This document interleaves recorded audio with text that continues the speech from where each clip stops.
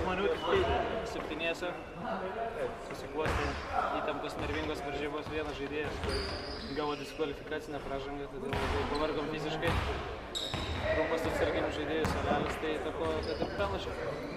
Priešininkai neblogai susižaidė, mūsų sudėtis rimta labai nesenai, tai... Varžybos buvo debiutinis bent jau Muniai, visai neblogas sulašiau, ganėtina. Komanda irgi gerą žaidė, jau tuo pasieku laimėjom varžybas.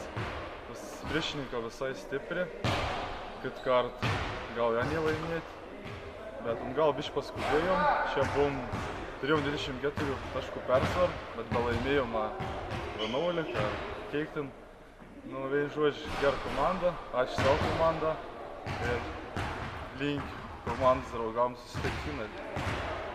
Ačiū.